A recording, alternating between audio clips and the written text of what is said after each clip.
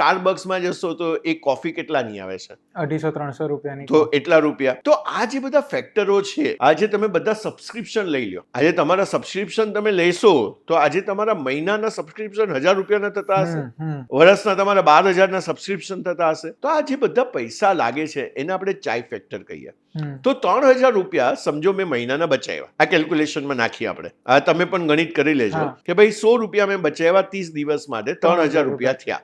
હવે આને 20 વર્ષ સુધી મેં કમ્પાઉન્ડ કર્યા તો આ 20 વર્ષ પછી કેટલા રૂપિયા થશે? તો કે 50 લાખ રૂપિયા થશે. જે રોજના 20 રૂપિયા ચાના બચાય એ 20 વર્ષે 50 લાખ થઈ જશે. તો 30 રૂપિયા આપણે ગણ્યા તો ઈ મને ત્યાં આગળ એટલા રૂપિયા થઈ જશે કે ભાઈ મારી આપણે ચા કેટલાની ગણી? 20 રૂપિયાની, બરાબર. 5 ચા પીવું છું તો 100 રૂપિયા થયા. તો મેં 30 દિવસમાં કેટલા બચાવ્યા? તો કે 3,000 રૂપિયા. તો 3,000 રૂપિયા કેટલા થયા 20 વર્ષની અંદર?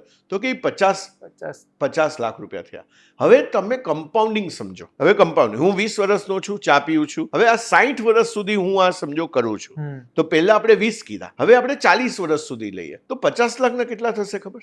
કેટલા? એક અંદાજ મારો. 50 લાખના 1 કરોડ, 2 કરોડ, 9.5 કરોડ. 9.5 કરોડ. 9.5 કરોડ. 20 રૂપિયા 9.5 કરોડ થયા.